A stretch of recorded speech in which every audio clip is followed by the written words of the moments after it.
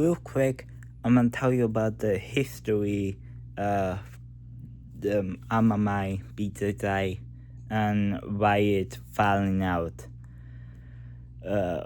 Jujitsu came from Aki Jiu-Jitsu, which came from a long line of other jitsus that were perfected in the battlefield in one of the periods of Japan to the other period of Japan when it became peacetime.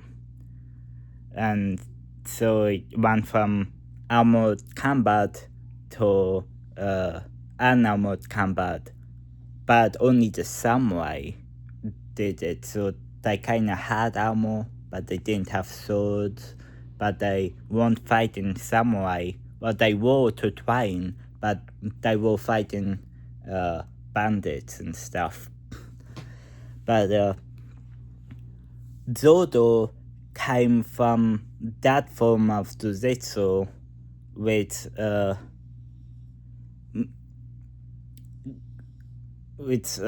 at the same time in Brazil, the Gracie was watching his jiu-jitsu school because he was one of the sons of the instructor, and he had like muscle weakness or whatever, and he did it differently, only a bit differently, and it was made for the Brazilian environment of, hot sand, no concrete, just not the street. It was made for the dirt. And then Gracie, years after, went to Japan to fight the judo champion, and made MMA by inviting a bunch of karate fighters who had no idea what jiu-jitsu was and submitting them with jiu-jitsu. And he kind of scammed the entire... Well, he didn't scam. Well, yeah, he did scam, but kind of made a show out of it, like a circus show. And that's how MMA came. And now people are realizing Brazilian Jiu-Jitsu, unless you are literally crazy about doing that, you're not gonna win. Because nowadays, everyone in MMA, they know Jiu-Jitsu. They at least heard of Brazilian Jiu-Jitsu.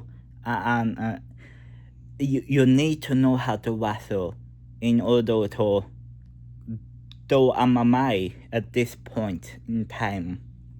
Or you're just gonna get submitted. You face pounded in, ground and pound. And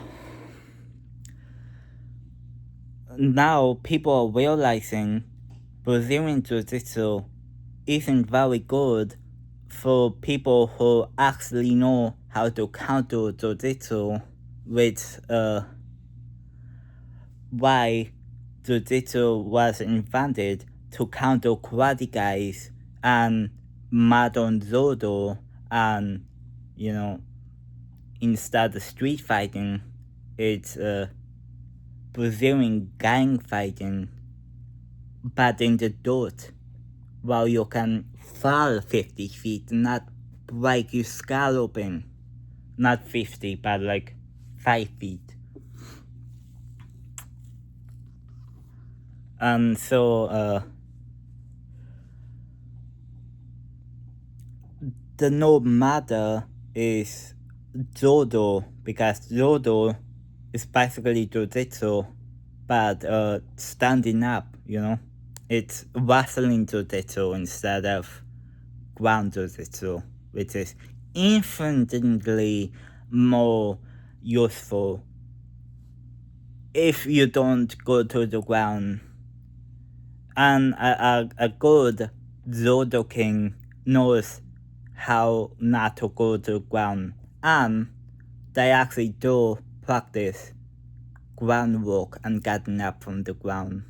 But Jiu-Jitsu is more specialized for ground fighting, and Jiu-Jitsu was so big in Britain about in the 60s, and was used to defend against judo, because they specialized in wrestling and upwards 2 feet fighting, not fighting on the ground. Even though they know how to fight on the ground, it's kind of like karate versus boxing. Karate guy knows how to box, but he's not a professional boxer. If he steps in the ring, he's gonna get his face slapped around. So that was the history of judo, jiu-jitsu, Brazilian jiu-jitsu, and the modern jiu-jitsu that you see in MMA. And of course, MMA jiu-jitsu is totally, MMA grappling is totally different from normal grappling because of punches and whatnot. So it's basically its own category.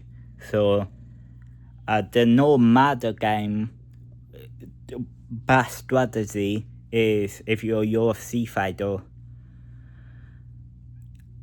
you don't get a black belt in jiu-jitsu. You know a lot about jiu-jitsu, but then once you get your purple belt, blue belt, whatever, you transition into actual grappling fighting when someone's trying to punch you, you know.